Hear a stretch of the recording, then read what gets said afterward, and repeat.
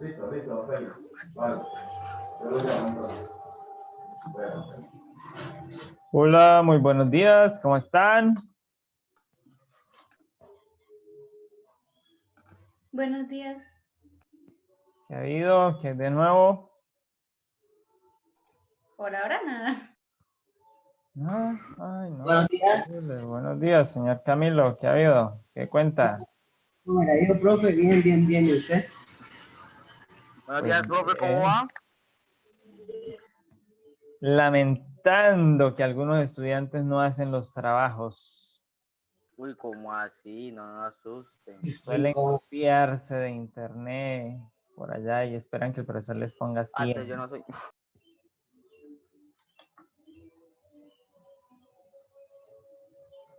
Pero lo que no saben es que el profesor no pone más de 10.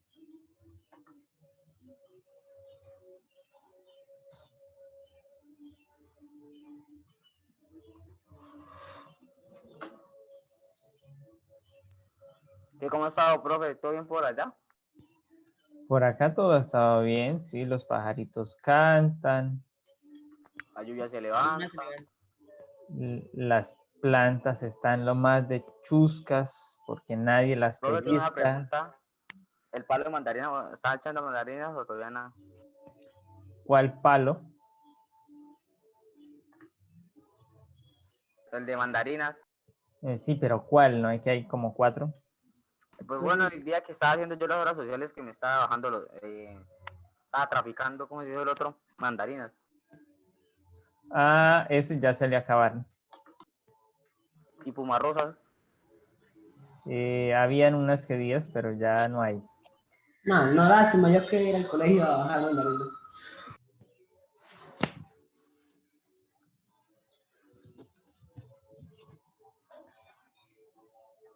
Bien, vamos a poner el canto mientras siguen llegando los que faltan.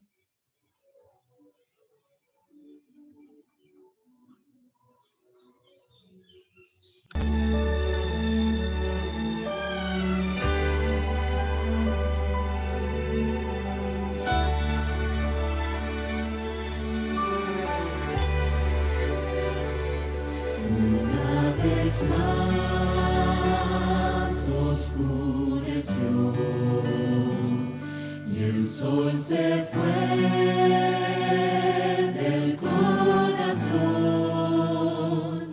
Yo ya no puedo soportar, sentí la falta de mi hogar. Oré a Dios en aflicción, a Él abrí mi corazón. Fue cuando alguien me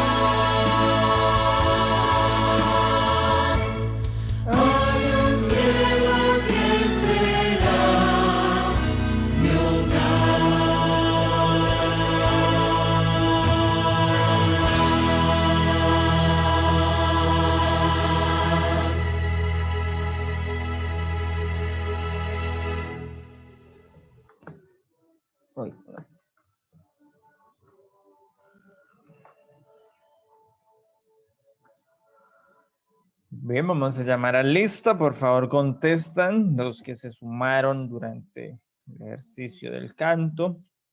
Aguilar Maigua. No llegó. Presente. Ah, sí llegó. Amaya Ramírez. Presente. Camargo Villarreal ya estaba. Díaz Guerrero. Presente. Dueñez Villamizar. Durán Parra. Nada. Guerra Suárez. Presente. Ok. Presente. Martínez Ortiz. Presente. Posada Patiño. Presente. Rodríguez Suárez. Presente. Rubio Uncasia. Presente. Salguero ya estaba. Sánchez Juan Presente. Daniel. Presente.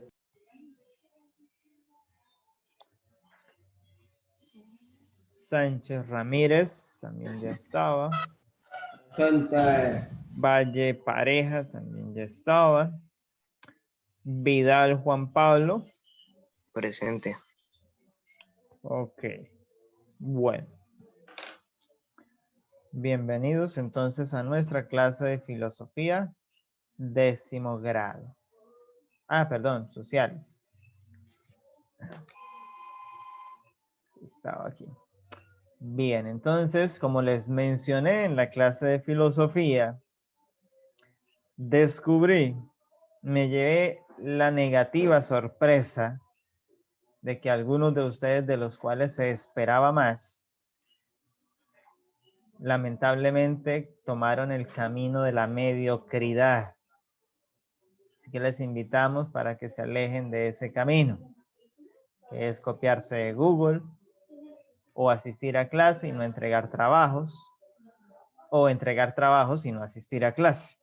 Cualquiera de las tres opciones, el resultado va a ser insuficientemente puntaje para alcanzar la materia.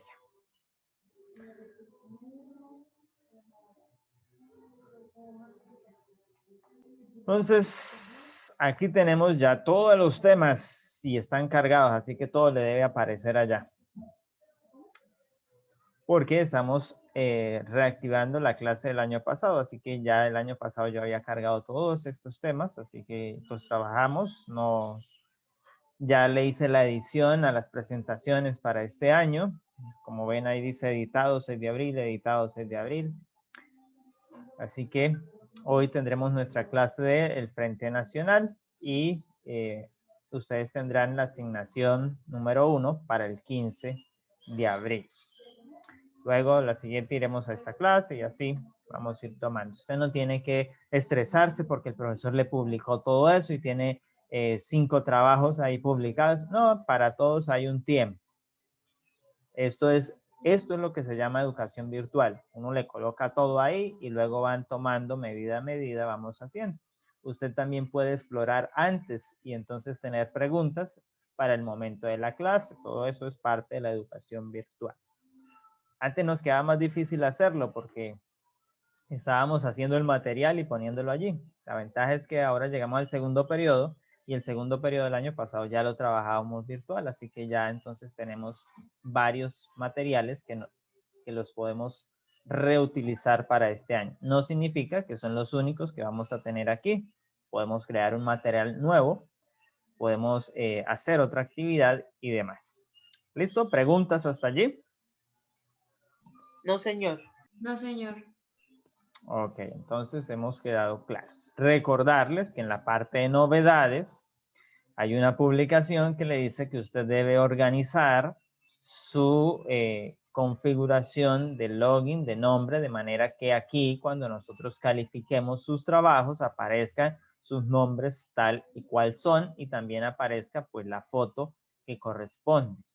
Entonces ya en estos días se estarán enviando las fotos a los titulares que ustedes se tomaron allá en Fotocristal para que ellos se las hagan llegar y ustedes las pongan aquí. Así que no queremos ver cuadros oscuros ni cuadros sin identificar, sino que podamos ver el rostro de los estudiantes que son nuestros estudiantes y que son la imagen de la institución.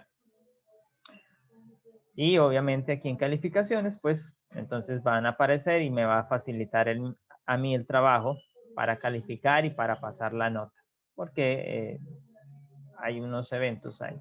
Y como la vez pasada les dijimos que era que ustedes lo hicieran y algunos no lo han hecho, pues ya toca ley de media y de Persia. Sí o sí. Profe, Sí. ¿con usted cuántos perdieron? No tengo ese dato así. Pero por ahí medio... Por fe en Cristo todos perdieron. Cada cual puede acceder el día viernes. Recuerde que él entrega boletines, así que puede venir y enterarse de esos asuntos. Ay, omito. Así que, como dicen por ahí en primaria muy habitualmente, el día viernes en la feria del juguete. Claro, ustedes dicen, ya no me pegan, puedo demandar. Eso no significa que sea correcto. Por esas razones que estamos como estamos.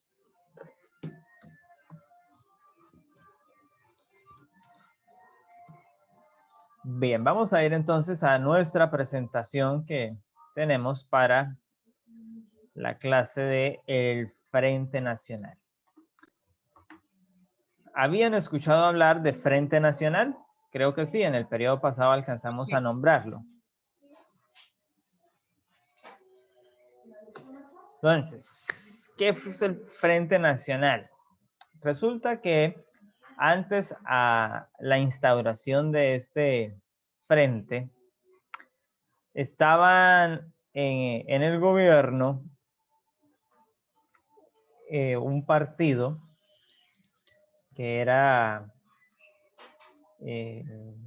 visto de manera contraproducente, porque las elecciones del Frente Nacional es un acuerdo entre dos partidos, entre los dos hegemónicos de la época. ¿Recuerdan cuáles eran los dos partidos hegemónicos? Liberal y conservador. Exactamente. Entonces estos dos que habían perdido frente al partido comunista o socialista que había llegado al poder con el señor que era militar, el Rojas Pinilla, el general Rojas Pinilla, había estado en el poder, había hecho buenas cosas. Si uno estudia la presidencia de Rojas Pinilla, encuentra muy buenas cosas que hizo. Y iba muy con el pueblo. Pero usted sabe que la oligarquía en Colombia, la élite gobernante, no le conviene estas cosas y así que se pusieron de acuerdo. Por primera vez en la historia dejaron de pelear, se acabó la guerra bipartidista, la violencia bipartidista se acabó aparentemente y se pusieron de acuerdo cómo iban a gobernar el país de allí en adelante para impedir que la izquierda llegue al poder. Y oiga, ese discurso todavía se sigue dando en Colombia. Pero claro, el Frente Nacional se acabó, porque solo fue un pacto entre un tiempo determinado. Entonces aquí tenemos lo que era una publicación de uno de los diarios oficiales de aquel momento de la historia, y entonces nos dice que el general Rojas Pinilla, que también estuvo como candidato a la presidencia en aquella ocasión, solo logró obtener 47.890 votos, mientras que Leiva obtuvo 265.842 votos y López obtuvo 495.250 y Valencia, que era el de la alianza, obtuvo 1.435.320. Entonces, ¿quién quedó de presidente? Valencia. Valencia, porque fue el ganador. Fue, como se dice aquí en el titular, una aplastante victoria del Frente Nacional, que era compuesto por liberales y conservadores. Así que Valencia era el líder de esa coalición. ¿Y a usted le suena ese apellido Valencia? Sí. ¿En dónde lo ha escuchado? En la política de estos días, de nuestros días. Ah, de política, no. Una senadora por ahí que dicen, estudien, vagos. Yo, ¿No le yo sí suena? sé quién es, pero no sé cómo se llama. Esta senadora pues es descendiente de este Valencia, la familia, la élite gobernante en Colombia. Entonces, entienden por qué ese tipo. Paloma Valencia. Exactamente. Entonces, ¿qué fue el Frente Nacional? Ahí lo tenemos. ¿Quién lo puede leer? Fue una coalición bipartidista establecida entre el Partido Liberal y el Partido Conservador de Colombia. Los líderes de ambos partidos firmaron un pacto político mediante el cual establecían que el poder presidencial debía ser alternado cada 4 años entre un representante liberal y uno conservador. Pues cada 4 años estaría turnándose la presidencia. Es decir, que las elecciones en Colombia no iban a servir de nada porque cada 4 años ellos iban a decidir quién va a gobernar. Y desde entonces se ha aplicado esa metodología para decidir quién ocupa la Casa de Nariño. Y los colombianos salimos a votar creyendo que vamos a elegir uno. Y por eso en los últimos años, pues hemos votado en términos generales, no significa que sea así. En términos generales, los colombianos han votado por el que dice Uribe. ¿Por qué? Porque están aplicando la misma política del Frente Nacional. Ellos deciden quién va a gobernar y las elecciones están manipuladas. Se ha manipulado la mente del pueblo para que vote por el que ellos ya decidieron será el siguiente presidente. ¿Cuándo inició el pacto? ¿Quién nos lee allí? Este acuerdo comenzó en 1958 con la presidencia de Alberto Lleras Camargo, el cual era liberal, y terminó en 1974 luego del mandato de Alfonso López Michelsen, que era también liberal. Exactamente, o sea, empezó con liberales y terminó con los liberales. Aquí tenemos un recorte de un filme, que en ese entonces la televisión en Colombia era blanco y negro, de ese momento de la historia. Entonces, para llegar a ese pacto, ¿qué tuvieron que hacer? Tuvieron que derrocar al presidente que estaba en el momento, que era el general Rojas Pinilla. Pero, ¿cómo había llegado Rojas Pinilla al poder? Había también llegado derrocando a uno que estaba en el poder. El 13 de junio de 1953, con el aval de la iglesia, nótese quién apoyó. La iglesia católica. Exactamente, la iglesia católica. Aquí no decimos que ahí no dice católica, pero ya sabemos que era la iglesia predominante en Colombia y que tenía. Y note que la iglesia católica, en lo que vimos ante el periodo anterior, tenía un concordato con los conservadores, pero se puso en contra de los conservadores y se alió con el general, con el ejército, para derrocar a Laureano Gómez. Y eso se lleva a cabo entonces el 13 de junio de 1900. También apoyaron los gremios, que eran los que manejaban la economía en aquel momento de la historia, los que tenían la plática. Y todos los grupos políticos, el general. Entonces ahí tenemos, de esa manera, Gustavo Rojas Pinilla anunció un golpe de Estado contra el gobierno de Laureano Gómez. ¿Cómo fue el gobierno de Rojas Pinilla?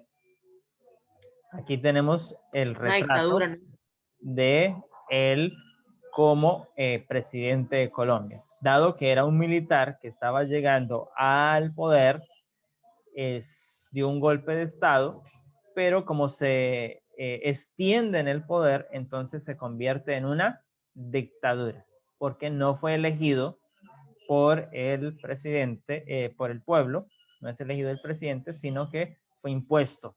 Entonces es una dictadura. Pero un dictador puede ser bueno o puede ser malo. Ahora veamos qué tan bueno, qué tan mal. Entonces el partido que él representa es una tercera fuerza con ideas socialistas para continuar en el poder.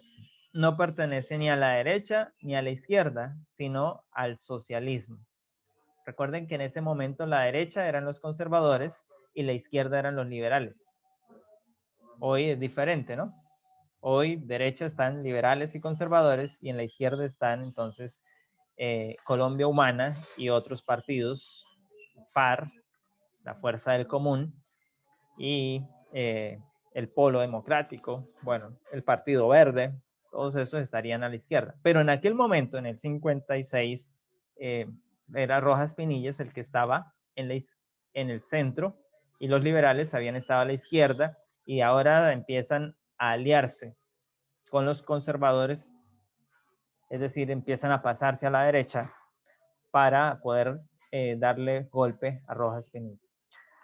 Entonces, lo primero que hacen es que en el 56, Alberto Lleras Camargo se va hasta España, a la ciudad de Benirrún, y allí busca a Laureano Gómez. Recuerde que este era el que había derrocado Rojas Pinilla, que cuando fue derrocado, él se exilió en España. Fue y lo buscó allí. Hicieron el convenio para crear el gobierno bipartidista, para así acabar con la lucha del poder que antes habían tenido conservadores y liberales. Los dos líderes se pusieron de acuerdo fuera del territorio colombiano en cómo iban a gobernar Colombia de aquí en adelante para impedir que los de la izquierda, porque ahora como los liberales ya eran la derecha, se pasaron a la derecha, entonces ahora había una nueva izquierda, los de la izquierda llegaran al poder. Entonces, ¿cuáles son esas consecuencias? Entonces, el acuerdo de Benirrún se firma el 24 de julio del 56 y trae unos efectos para que en marzo del año siguiente, el 20 de marzo, se firme un documento que rechaza la petición de Rojas Pinilla de perpetuarse en el poder y señalaron la voluntad del pacto de Benirrún. Es decir, ahora en territorio colombiano, esos que habían firmado el pacto anterior ratifican y presentan un documento de rechazo al gobierno de Rojas Pinilla, lo cual entonces genera el acuerdo de Siquie. Este acuerdo es justamente para construir unas instituciones que establecería el Frente Nacional, en el cual se reafirmaría el pacto de gobierno de dos partidos y se avanzaría en la reconstrucción del gobierno civil y de la democracia electoral, es decir, que el pueblo saldría nuevamente a elegir quién iba a gobernar. Entonces, de esa manera ya no sería un militar el que gobernaría, sino un civil el que estaría entonces en el Estado, y las otras instituciones del Estado también empezarían a ser eventualmente reemplazadas por civiles y no por los militares. Así, entonces, se pone fin al gobierno de Rojas Pinilla. La popularidad de Rojas Pinilla iba en declive, especialmente con los grupos básicos que solían respaldar este régimen. Es decir, inicialmente el gobierno de Rojas Pinilla inició con muy buena fama, respaldado por la iglesia, por los gremios, por los políticos, por el campesinado, por todos en general. Pero poco a poco, con el paso de los años, empezó a desprestigiarse. Bien por el mismo ataque que le hacían sus enemigos políticos o por las mismas decisiones que estaba tomando. Así que si el pacto se firmó el 20 de marzo para pedir la renuncia, finalmente la madrugada del 10 de mayo, con tanta presión de ese año, Rojas Pinilla dimite de el poder, es decir, renuncia. Y en su lugar se designa una junta integrada por 5 generales conservadores para sucederlo, para que queden allí entonces gobernando. De esa manera, entonces, el 1 de diciembre, note que la Junta de Gobierno iniciaría el 10 de mayo y iría hasta diciembre, porque sería entonces el 1 de diciembre de ese año que la Junta cita a los colombianos a votar a favor o en contra mediante un plebiscito, el cual se obtuvo que el 95% era favorable para el Frente Nacional. Es decir, que los colombianos decidieron que serían otros los que gobernarían y que estaba bien que gobernaran 4 años los liberales y luego 4 años los conservadores y luego 4 años los liberales y luego 4 años los conservadores. Tal vez muchos colombianos no entendieron de qué se trataba el asunto y les pareció bien, dado la historia violenta, sangrienta que tenían estos partidos, les pareció bien. Y obviamente detrás habían otras intenciones más de fondo. De esa manera, el 7 de agosto del siguiente año, gobernaría la Junta, que fue elegida el 10, es decir, gobernó un poco más de un año. Aquí tenemos entonces los llamados 5 generales que estaban gobernando Colombia por ese entonces. Por decirlo así, Colombia tuvo 5 presidentes en un año.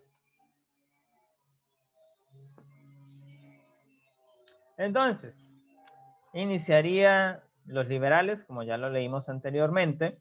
El primero fue Alberto Lleras Camargo, que gobernaría entre 1958 y 1962. El siguiente, según el acuerdo, tendría que ser conservador, pues sería entonces Guillermo León Valencia, en 1962 a 1966. Luego tenía que ser uno liberal. Luego entonces fue Carlos Lleras Restrepo entre 1966 y 1970. Y luego pues tenía que ser otro conservador. Entonces vino Misael Pastrana Borrero, 1970 a 1974. ¿Le suena el apellido Pastrana? Sí, ¿Por qué será? también tienen que ver en la política. Porque el Pastrana que usted conoció o ha escuchado de que fue presidente de Colombia es el hijo de este que también fue presidente. Por tal razón, se habla de una élite gobernante en Colombia, es decir, siempre han estado en el gobierno, siempre han sido los mismos que nos han gobernado. No ha habido un cambio y Colombia necesita un nuevo aire en la política. Es la razón de la corrupción en Colombia es, Como los Márquez. es eso, que siempre los mismos nos gobiernen, porque, listo, ya no puedo gobernar yo, pues gobierna mi hijo, gobierna mi sobrino, gobierna mi hermano. Y de esa manera, entonces, pues no se pueden investigar los unos a los otros porque se tapan con la misma cobija.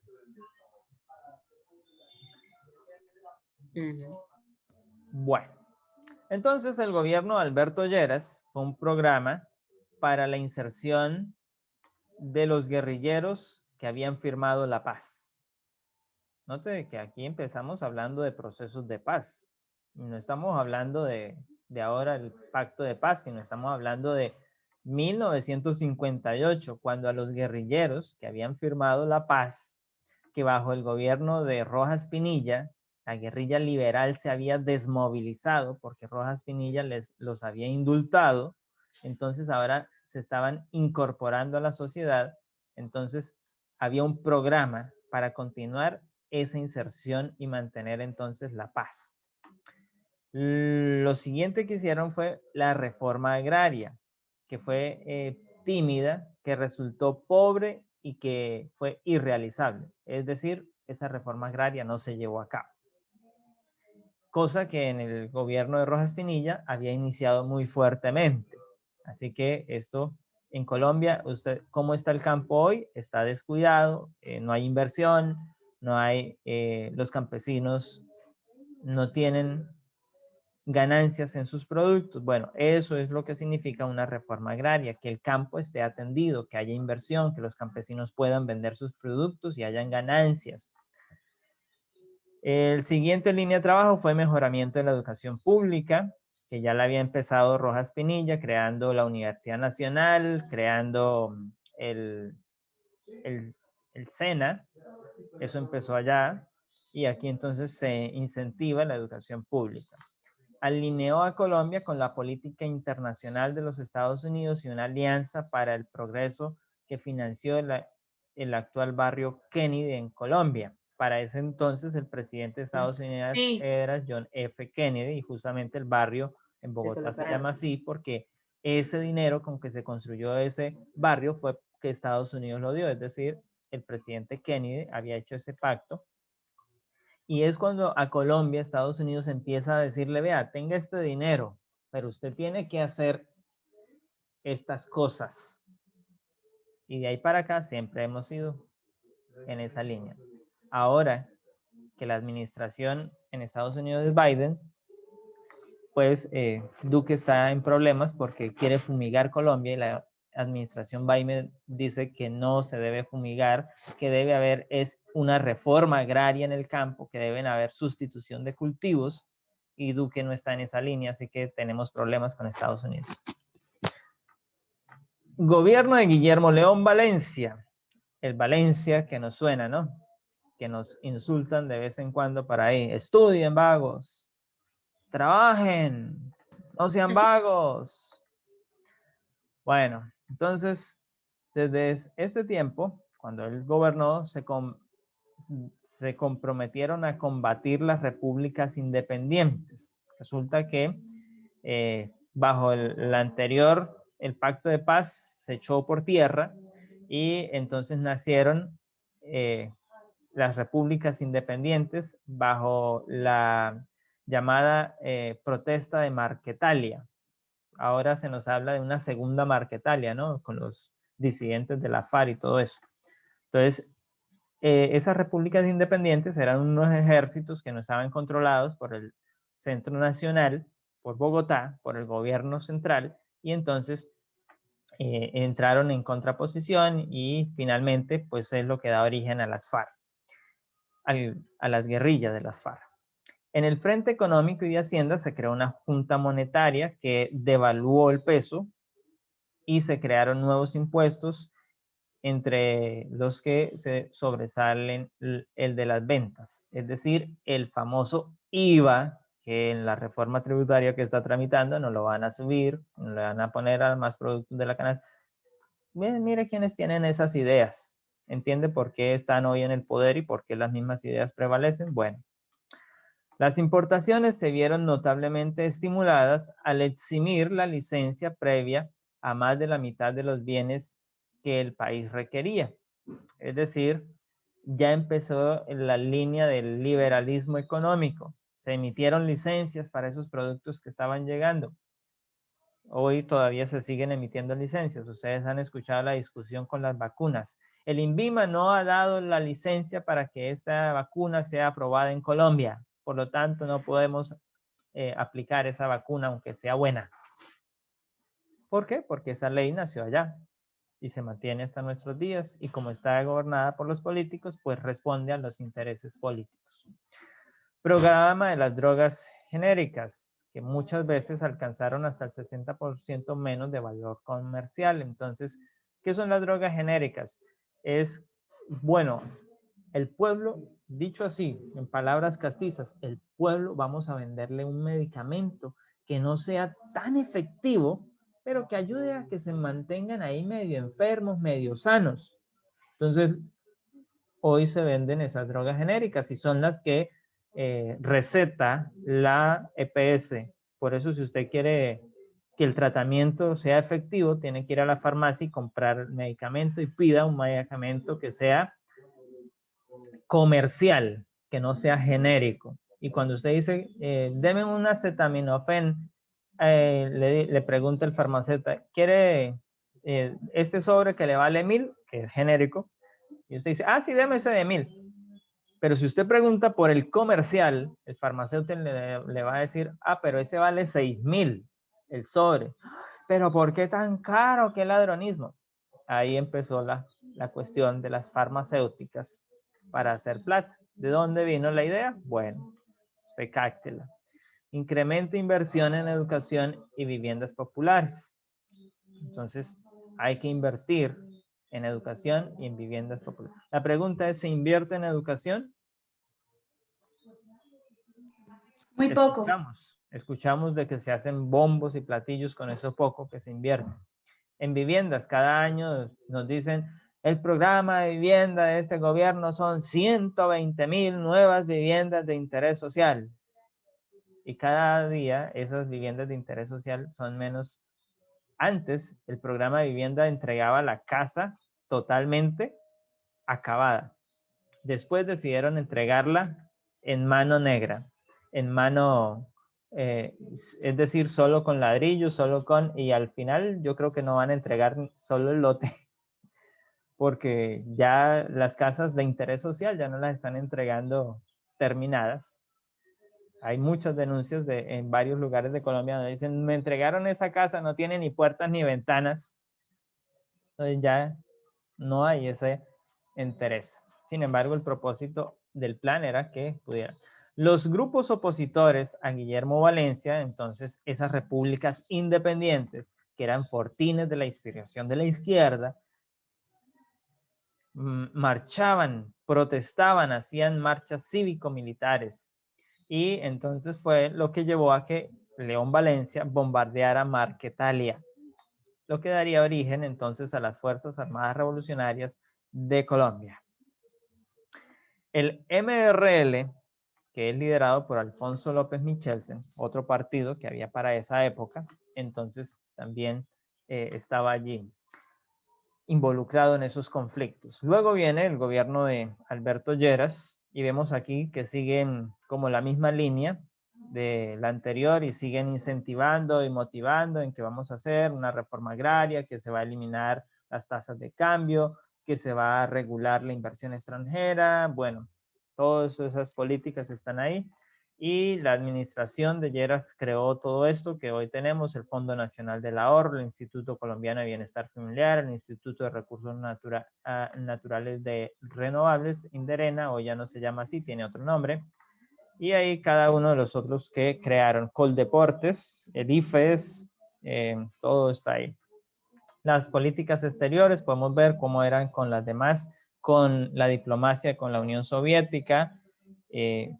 Para ese momento estaba iniciando la Guerra Fría, entonces empiezan a haber relaciones. Colombia se separa finalmente de la Unión Soviética, esas relaciones, y hasta el día de hoy pues estamos alienados con Estados Unidos. Otras reformas que se hicieron están aquí colocadas, entonces, donde se aprueban unas políticas para el ajuste, para las reformas que se estaban estableciendo en Colombia, y de esa manera fortalecer la descentralización del poder y permitirle a los municipios y a los departamentos tener un control de. Pero siempre han habido opositores, entre ellos los estudiantes, los obreros, la misma izquierda, la reivindicación